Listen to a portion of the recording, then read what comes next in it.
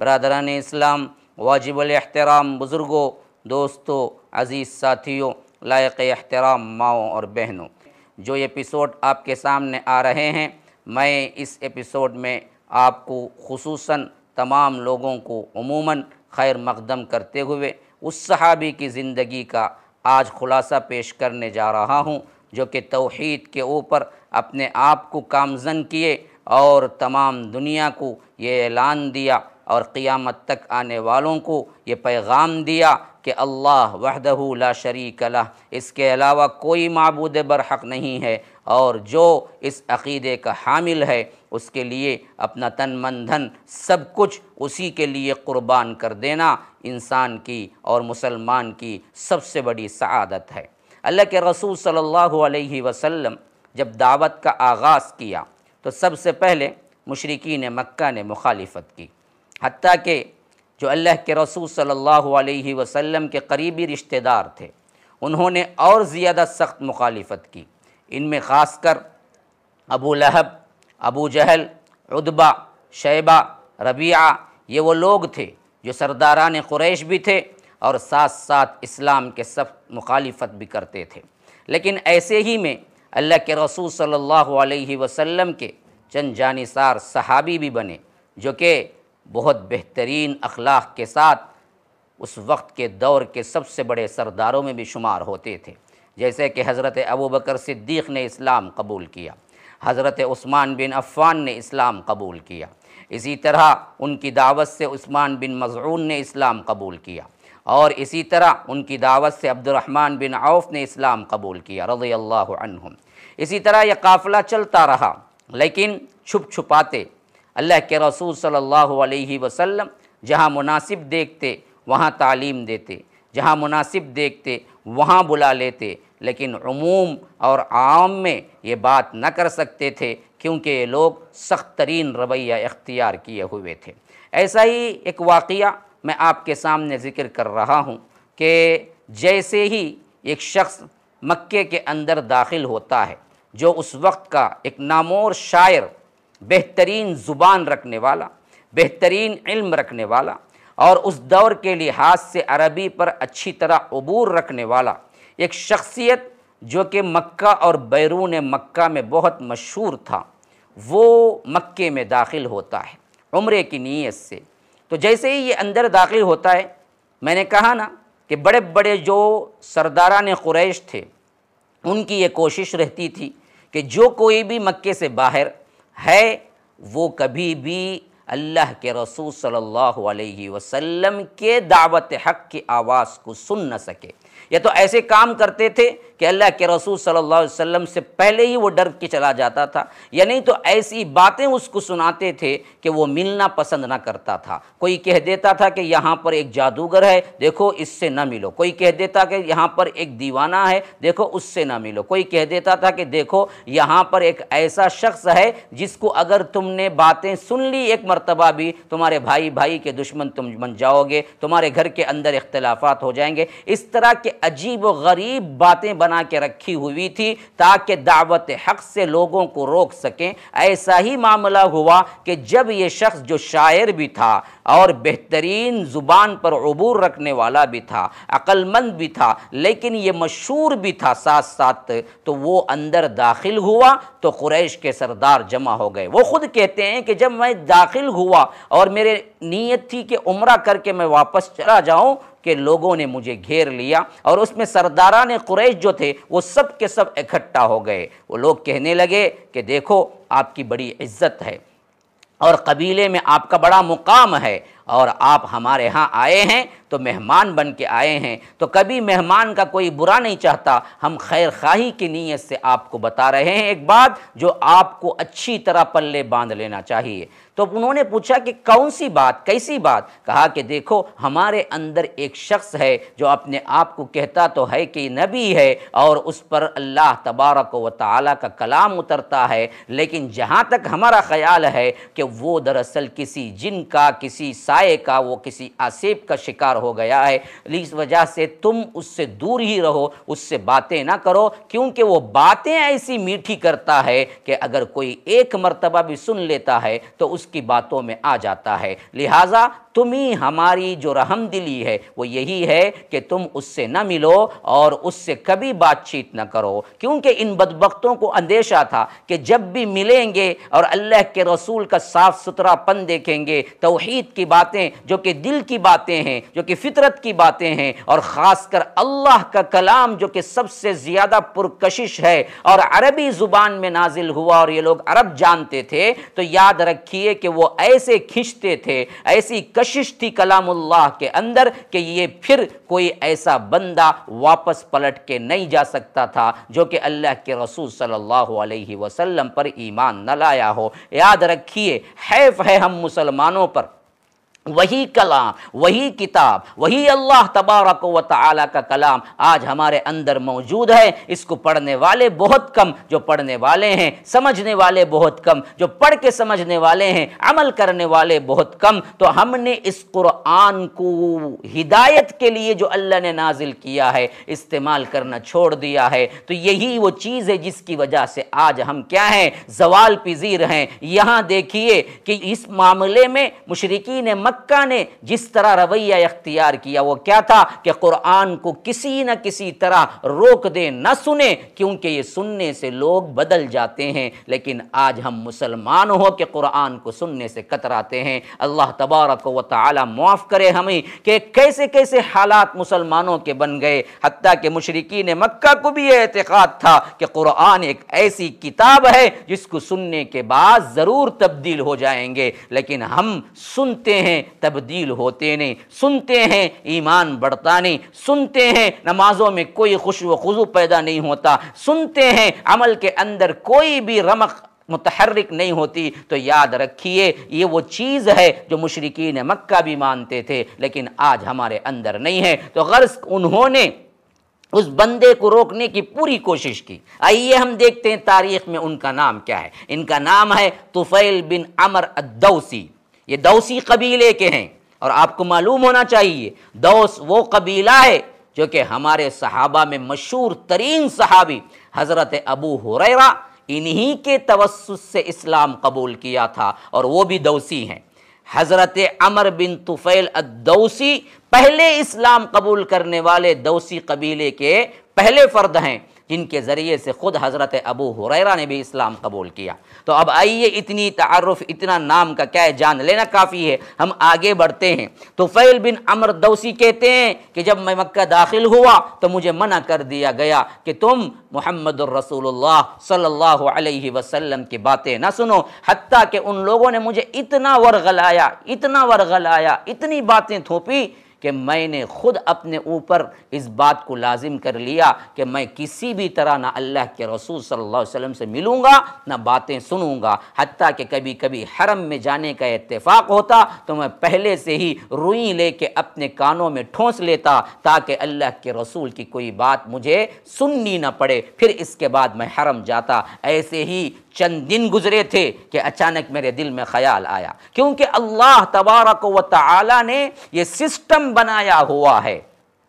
جو ہدایت چاہتا ہے اللہ اس کو ضرور ہدایت دیتا ہے، اور جو ہدایت نہیں چاہتا اس کو زبردستی ہدایت نہیں دیتا ہے۔ یہ اللہ کا اصول ہے۔ تو اس کے تحت یہ ہدایت چاہنے والے بندوں میں سے تھے، تو ایک مرتبہ اتفاق سے کہتے ہیں کہ اللہ کے رسول صلی اللہ علیہ وسلم حرم میں نماز پڑھ رہے تھے۔ اللہ کے رسول صلی اللہ علیہ وسلم کا معمول یہ تھا کہ جیسے ہی حرم میں داخل ہوتے حجر اسود کا بوسہ لیتے اور مشرکین مکہ کو دیکھتے، وہ طنز کی نگاہوں سے، مذاق کی نگاہوں سے اللہ کے رسول صلی اللہ علیہ وسلم کو دیکھ رہے ہوتے، لیکن اللہ کے رسول ان سب سے بے پرواہ ہو کے نماز کے لیے نیت باندھ لیتے اور جتنا قرآن ہوتا اتنا پڑھتے، پھر اس کے بعد باہر نکلتے، اور کوئی ایسی جرات کرنے والا اس وقت موجود نہ ہوتا جو اللہ کے رسول کو اس فعل سے روک سکے۔ حالانکہ ان کے دلوں کے اندر بہت بڑے بڑے کیا درد اٹھتے تھے کہ کیسے ہمارے سامنے کرتے ہیں، لیکن اللہ کے رسول صلی اللہ علیہ وسلم کا رعب دبدبہ، اللہ کے رسول صلی اللہ علیہ وسلم کا اخلاق اس بات کی گارنٹی تھا کہ اس وقت اللہ کے رسول کو روکنے کی جرات کوئی کرنے والا نہیں تھا۔ تو کہتے ہیں کہ طفیل بن عمر دوسی جیسے ہی اللہ کے رسول رکعت باندھے کہ میں بھی دراصل کیا ہے اس کے پیچھے ہی کھڑا تھا، اور اچانک میرے ذہن میں بات یہ آئی کہ میں بھی کیا بے وقوفی کر بیٹھا، کیا اللہ نے مجھے عقل نہیں دی؟ کیا اللہ نے مجھے کیا ہے علم نہیں دیا؟ کیا اللہ نے مجھے شعر نہیں دی؟ اللہ نے مجھے کیا ہے زبان اچھی طرح نہیں دی؟ اتنا سب کچھ ہونے کے باوجود بھی میں کیسے ان کی باتوں میں آ جاؤں گا؟ میں نے قریش کی باتیں کیوں سن لی؟ کیا میں بے وقوف ہوں؟ میں نہیں سمجھ سکتا کہ اچھا کیا ہے برا کیا ہے؟ میں کیوں نہ ان کی باتیں سنوں؟ تو یہ ان کے دل میں خیال آنا تھا۔ کہتے ہیں طفیل بن عمرو دوسی نے فوراً حرکت کرنے لگے میرے ہاتھ، اور میں اپنے کانوں سے اپنی روئی کو نکال کے پھینک دیا اور سوچنے لگا کہ کیا کہہ رہے ہوں گے یہ، جو کچھ بھی ایکشن یہ کر رہے ہیں۔ تو جیسے ہی اللہ کے رسول صلی اللہ علیہ وسلم نماز کی حالت میں قرآن پڑھنے لگے، طفیل بن عمرو دوسی نے کان لگا دیے۔ جیسے جیسے سنتے رہے، ان کے اندر کشش بڑھتی گئی، تبدیلی بڑھتی گئی، جی تو چاہ رہا تھا کہ ایسے ہی جا کے ملاقات کر لیں۔ یہاں تک کہ اللہ کے رسول نے نماز ختم کی اور وہاں سے نکلے تو یہ بھی ساتھ ساتھ نکلے۔ اللہ کے رسول گھر کی طرف قدم بڑھائے تو یہ بھی بڑھانے لگے، یہاں تک کہ جب اللہ کے رسول صلی اللہ علیہ وسلم دروازے کے اندر داخل ہونے لگے تو انہوں نے پکارا اور کہا میں بھی آپ کے ساتھ چلنا چاہتا ہوں، اجازت ہے؟ آپ بھی مجھے کچھ باتیں بتائیے۔ اللہ کے رسول صلی اللہ علیہ وسلم مسکرا کے اندر بلا لیا۔ جب اندر داخل ہوئے کہا کہ میں وہ ہوں جو مشہور شاعر طفیل بن عمرو دوسی۔ اللہ کے رسول صلی اللہ علیہ وسلم نے کہا کہ اچھا یہ تم ہو دوسی قبیلے کے؟ ہاں بتاؤ کیسے آنا ہوا؟ کہا کہ میں جب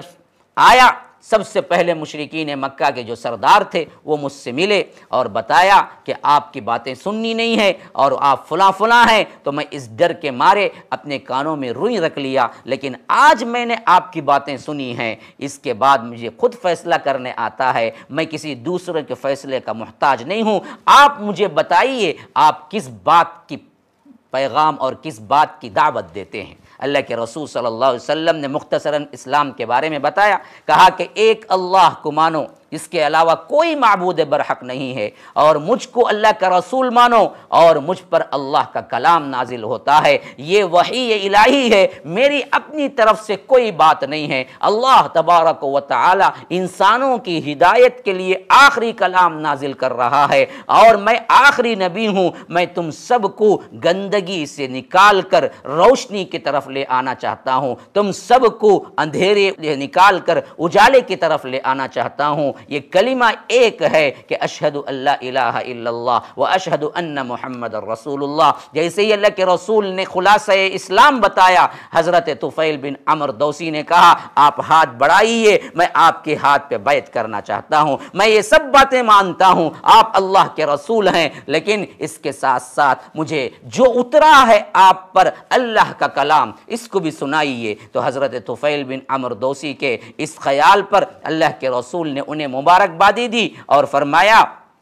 کہ لو تمہارے سامنے میں قرآن کو پڑھ کے سناتا ہوں۔ اللہ اکبر، محمد الرسول اللہ صلی اللہ علیہ وسلم پڑھ رہے ہوں اور سننے والے اللہ کے رسول کے صحابی طفیل بن عمرو دوسی ہوں، اور ماحول ایسا ہو کہ خود اللہ کے رسول صلی اللہ علیہ وسلم کی تلاوت مبارک ہو تو کیا اثر کرنے والے الفاظ ہوں گے۔ اللہ کے رسول صلی اللہ علیہ وسلم نے آخری سورت کے چند کلمات کہے کہ ان الحمدللہ، جیسے ہی کیا ہے شروع ہوتی ہے وہ اس طرح سے شروع ہوتی ہے، اللہ کی حمد کی جائے تو حمد کے چند الفاظ کہے، پھر اس کے بعد اللہ کے رسول صلی اللہ علیہ وسلم نے فرمایا قل هو اللہ احد اللہ الصمد لم یلد ولم یولد ولم یکن له کفوا احد۔ اسی طرح اللہ کے رسول صلی اللہ علیہ وسلم نے فرمایا قل اعوذ برب الفلق من شر ما خلق ومن شر غاسق اذا وقب ومن شر النفاثات في العقد ومن شر حاسد اذا حسد۔ تو طفیل بن عمرو دوسی کا حال یہ تھا کہ وہ حرکت بھی نہ کر سکے، وہ یوں دیکھ رہے تھے جیسا کہ کوئی ایک انہونی ہو رہی ہو، اور ایسے الفاظ جو ان کے دل پہ گر رہے تھے، ایسے کشش اس کے اندر تھی کہ وہ سر ہلانے کے لیے بھی تیار نہیں تھے، آنکھوں کو ادھر ادھر کرنے کے لیے بھی تیار نہیں تھے۔ یہ الفاظ ہم بھی روزانہ سنتے ہیں لیکن ہمارے دلوں پہ کوئی اثر نہیں ہوتا، کیوں؟ ہم سمجھتے نہیں ہیں۔ ہیں، ہم جانتے نہیں ہیں، ان الفاظ کو ہم نے صحیح طریقے سے عربی پڑھ کے نہیں سیکھا ہے تو ہمارے اوپر کوئی انقلاب نہیں ہوتا۔ یہاں وہی ہیں ایک طفیل بن عمرو دوسی، لیکن جب انہوں نے صرف سورہ اخلاص کو سنا اور ان کے اوپر جو تبدیلی ہوئی وہ یہ کہ کہا کہ اشہد انک محمد رسول اللہ، اے اللہ کے رسول میں شہادت دیتا ہوں کہ یہ کسی انسان کا کلام نہیں ہو سکتا، آپ رسول ہیں، یہ اللہ ہی کا کلام ہے۔ ایسے جامع الفاظ، ایسی بہترین فصاحت، ایسی بہترین بلاغت، ایسے الفاظ ہم ڈھونڈ کے بھی جائیں تو لا نہیں سکتے۔ کیوں طفیل بن عمرو دوسی کی بات سب سے اہم ہے؟ اس وجہ سے مسلمانوں یہ خود شاعر تھے، یہ خود زبان دانی پہ ماہر تھے، ان کو ہر قسم کی زبان دانی کے جتنے بھی قسمیں ہیں وہ سب انہیں معلوم تھے، لیکن عربی کی اتنی واقفیت رہنے کے باوجود بھی وہ پکار اٹھے کہ یہ کوئی انسان ایسا کلام جوڑ نہیں سکتا جو کلام رب العالمین کا ہے، وہ رب العالمین کا۔ اسی وجہ سے رب نے ہمیں چیلنج دیا ہے، اگر تمہیں کیا ہے یہ کلام کے بارے میں شک ہے کہ یہ انسان کا کلام ہے یا رسول کا کلام ہے یا محمد صلی اللہ علیہ وسلم کا کلام ہے تو تم بھی لاؤ اس جیسا۔ وَإِن كُنتُمْ فِي رَيْبٍ مِّمَّا نَزَّلْنَا عَلَىٰ عَبْدِنَا فَأْتُوا بِسُورَةٍ مِّن مِّثْلِهِ، ایک سورہ بنا کے لاؤ، لیکن تم نہیں لا سکتے۔ اللہ نے چیلنج کو یوں ختم کیا کہ فَإِن لَّمْ تَفْعَلُوا وَلَن تَفْعَلُوا، تم نے نہیں لایا، ماضی میں بھی نہیں لایا، حال میں بھی نہیں لایا، اب بھی نہیں لا سکتے اور مستقبل میں قیامت تک نہیں لا سکتے۔ دونوں صیغے جمع کر دیے، حال کا بھی، ماضی کا بھی، مستقبل کا بھی، فیوچر ٹینس، اور اسی طرح کیا ہے پریزنٹ ٹینس، اسی طرح کیا ہے پاسٹ ٹینس، ہر ایک ٹینس کو لا کے فرمایا کہ لم تفعلوا ولن تفعلوا، تم نہیں کیا ماضی میں اور قیامت تک مستقبل میں بھی نہیں کر سکتے۔ اس جیسا کلام اگر تم چاہو پورے انسان نہیں پورے جنات بھی جمع ہو جائیں، قل ان اجتمعت الانس والجن على ان يأتوا بمثل هذا القرآن لا يأتون بمثله ولو كان بعضهم لبعض ظهيرا، کہ اللہ کے رسول صلی اللہ علیہ وسلم سے اللہ نے فرمایا آپ کہہ دیجئے ان سے، سورہ اسراء کی آیت ہے لَوِ اجْتَمَعَتِ الْإِنسُ وَالْجِنُّ، کائنات کے تمام انسان جمع ہو جائیں اور کائنات کے تمام جن جمع ہو جائیں، پھر فرمایا عَلَىٰ أَن يَأْتُوا بِمِثْلِ هَذَا الْقُرْآنِ، سب مل کے جمع ہو کے کوشش کریں کہ اس قرآن جیسا ایک قرآن بنا لاؤ، لا یأتون بمثلی، تم نہیں لا سکتے اس جیسا کلام، ولو کان بعضهم لبعض ظہیرا، یہاں تک کہ تم ایک دوسرے کے مددگار کیوں نہ بن جاؤ، سب مل کے سپورٹ نہ کیوں نہ کر لو، لیکن تم نہیں لا سکتے۔ لیکن مسلمانوں ہم نے اس قرآن کو چھوڑ دیا، اس کی عظمتوں کو بھول گئے، اس کی فضیلتوں کو بھول گئے، اس کے پڑھنے کو بھول گئے، اس کو سمجھنے کو بھول گئے، ہم نے اسے صرف ایک تبرک کی کتاب بنایا، اس کے علاوہ ہمارے پاس کوئی اس کا کام نہیں ہے۔ اصل تو یہ زندگی گزارنے کا کیٹلاگ ہے، ہم نے پڑھا بھی نہیں، سمجھا بھی نہیں، اس کے مطابق زندگی بھی نہیں گزارتے ہیں، تو رب العالمین دراصل کیا ہے، ہمارے اوپر کی جو مدد تھی وہ ہم سے اٹھا لیا، ہم اللہ کو بھلا دیے تو اللہ نے ہمیں بھلا دیا، اگر تم نے مجھے بھلا دیا تو میں بھی تمہیں بھلا دیتا ہوں، حالانکہ رب کبھی بھولنے والا نہیں، یہ لیکن دو بدو الفاظ ہیں، وما کان ربک نسیا، تیرا رب وہ ہے جو کبھی بھولتا نہیں ہے، لیکن جب تم لوگ رب کی ہدایات کو بھول جاؤ تو اللہ کہتا ہے میں بھی تمہیں بھولائے دیتا ہوں۔ تو اللہ تبارک و تعالی پناہ میں رکھے، ہمیں قرآن کو پڑھنے والا بنائے، ہمیں قرآن کو سمجھ کے پڑھنے والا بنائے، ہمیں قرآن کی طرف لوٹائے تاکہ ہم سیکھیں اور اپنی زندگی میں اس پر عمل کریں۔ آؤ طفیل بن عمرو دوسی کی زندگی کے اگلے پہلو دیکھو، اسی قرآن کی وجہ سے جب انہوں نے سیکھا، سمجھا اور اس پر عمل کرنے کی ٹھانی تو اللہ کے رسول صلی اللہ علیہ وسلم سے فرمایا کہ اللہ کے رسول میں اپنے قبیلے کا بڑا ذمہ دار شخص ہوں، میری بات مانی جاتی ہے، آپ مجھے داعی بنا کے بھیجیں، میں جاؤں اور اپنے قبیلے کے لوگوں کو اسلام کی طرف دعوت دوں۔ اللہ کے رسول صلی اللہ علیہ وسلم نے انہیں چند دن تربیت میں رکھا، سکھایا، پھر اس کے بعد دوس قبیلے کی طرف روانہ کیا۔ جب جا رہے تھے تو اس وقت حضرت طفیل بن عمرو دوسی نے پوچھا اللہ کے رسول میں آپ کی طرف سے داعی بن کے جا رہا ہوں، آپ میرے لیے کوئی نشانی مقرر کر دیں، اللہ سے دعا کریں کہ اللہ مجھے کوئی نہ کوئی نشانی دے دے۔ تو اللہ کے رسول صلی اللہ علیہ وسلم نے ہاتھ اٹھا دیے، کہا کہ اے اللہ تیرا یہ بندہ تیرے اسلام کی دعوت کے لیے جا رہا ہے، اس کے لیے آسانی کر اور کوئی نشانی مقرر کر دے۔ حضرت طفیل بن عمرو دوسی کہتے ہیں میں واپس اپنے قبیلے میں گیا، ابھی اپنے گاؤں کے اندر انٹر نہیں ہوا کہ ایک ایسی روشنی جو چراغ کے مانند تھی میرے پیشانی پہ نمودار ہو گئی، گویا کہ ایک ٹارچ ہے۔ میں نے اللہ سے دعا کی اے اللہ یہ لوگ غلط نہ سمجھ جائیں کہ میں نے بتوں کی گندگی اور بتوں کی عبادت کو چھوڑ دیا تو بتوں نے سزا کے طور پر مجھے کیا ہے یہاں پر کوئی روشنی دے دی، اس واسطے اللہ اس کو دوسری جگہ پلٹا دے، چہرے پہ کوئی نشانی نہ دے۔ تو جیسے ہی میں نے دعا ختم کی، کہتے ہیں طفیل بن عمرو دوسی، وہ روشنی میرے پاس سے ہٹی اور میرے دائیں تو پہلو پہ آ گئی، ایسا لگتا تھا کہ وہ نیزے پر ہے اور میرے ہاتھ میں کوئی ٹارچ ہے، کوئی روشنی ہے جس سے میں راستہ دیکھ کے اپنے گھر جا رہا ہوں۔ تو میں اندر داخل ہوا، یہاں تک کہ سب سے پہلے جو مجھ سے ملے وہ میرے باپ تھے۔ کہا کہ کہاں چلا گیا بیٹا، کب سے ہم ڈھونڈ رہے ہیں؟ کہا کہ ابا جان آپ کا اور میرا کوئی تعلق نہیں ہے، کیونکہ میں ایک رب کو ماننے والا ہوں، آپ بتوں کی گندگی اور بتوں کی عبادت کرنے والے ہیں۔ تو ان کے ابا جان نے کہا کہ بیٹا جس چیز کو تم نے صحیح سمجھا اور جس کو تم نے مانا تمہارا باپ بھی اسی کو مانتا ہے، اسی وقت اسلام قبول کیا۔ پھر اس کے بعد کہتے ہیں کہ میں گھر میں داخل ہوا، بیوی نے پوچھا تو میں نے کہا کہ بات چیت ختم، میں ایک رب کو ماننے والا ہوں، تم کئی خداؤں کو ماننے والی ہو، تم آج سے میری بیوی نہیں جب تک کہ تم میری باتیں نہ سن لو۔ انہوں نے کہا کہ آپ تو میرے سرتاج ہیں، آپ کی ہر بات میں عقل مندی جھلکتی ہے، آپ جاہل نہیں ہیں، آپ اچھی طرح علم رکھنے والے ہیں، آپ کی باتوں میں وزن ہوگا، بتائیے آپ کون سا دین لے کے آئے ہیں؟ جب انہوں نے اسلام کا خلاصہ بتایا تو بیوی نے کہا کہ میں بھی اسی پر ایمان لے آتی ہوں۔ تو کہا کہ اگر تم ایمان لے آتی ہو تو فلاں جو چشمہ ہے وہاں جاؤ، جو کہ ان کے بت کا خاص چشمہ تھا، کہا کہ وہاں جو پانی بہ رہا ہے اس میں غسل کر لو اور اس کے ساتھ ساتھ تم اچھی طرح صاف ستھری ہو کے آ جاؤ، میں تمہیں کلمہ پڑھوا دیتا ہوں۔ بیوی نے کہا وہ تو وہاں کے بت کا بہت بڑا مندر بھی ہے اور ساتھ میں کیا ہے یہ چیز بھی ہے کہ اس کی اجازت کے بغیر وہاں کوئی نہا نہیں سکتا، کیا آپ کو ڈر نہیں لگتا وہاں کے بت کا؟ کہا کہ ایک رب کو مانتی ہو تو کوئی ڈر دنیا کا تمہیں ڈرا نہیں سکتا، جاؤ اللہ حفظ و امان میں رکھے گا،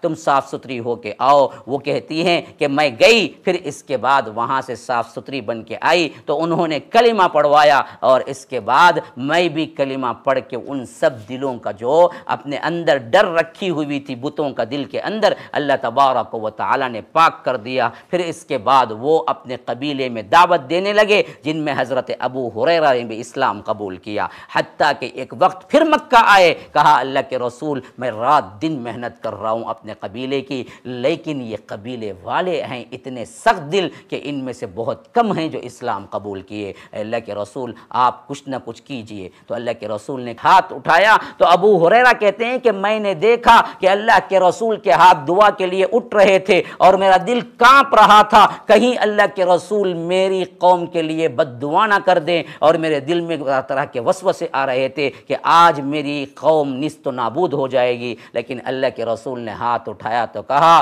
اللہم اہدی دوسا، اے اللہ دوس قبیلے کو تو ہدایت دے دے۔ تو تب کہیں جا کے مجھے اطمینان ہوا اور میں دوڑے دوڑے اللہ کے رسول سے ملاقات کر کے اپنے گھر والوں اور اپنے قبیلے میں پہنچا تو دیکھا کہ حالات تبدیل ہوئے ہیں، کچھ لوگ آ رہے ہیں۔ پھر محنتیں ہوئی حضرت ابو ہریرہ کی، حضرت طفیل بن عمرو دوسی کی بھی، اللہ کے فضل و کرم سے 7 ہجری کے زمانے میں ایک بہت بڑا وفد قبیلے کے اندر سے ایک بہت بڑی جماعت اسلام قبول کر چکی تھی، اور طفیل بن عمرو دوسی اسی طرح اسلام کے لیے جان ساری دیتے رہے، یہاں تک کہ اللہ تبارک و تعالی نے انہیں شہادت سے سرفراز کیا، یہاں تک کہ وہ جنگ یمامہ میں شہید ہوئے، اللہ ان سے راضی ہوا، وہ اللہ سے راضی ہوئے۔ یہ تھے حضرت طفیل بن عمرو دوسی جن کی زندگی سے ہمیں قرآن کی تعلیم ملتی ہے۔ مسلمانوں صرف سننا نہیں ہے، عمل کرنا بھی سیکھو۔ اللہ تبارک و تعالی ہمیں عمل کی توفیق دے۔ انشاءاللہ اگلی ایپیسوڈ میں کوئی اور صحابی لے کے میں حاضر ہوں گا، تب تک کے لیے اجازت دیجیے، والسلام علیکم ورحمۃ اللہ وبرکاتہ۔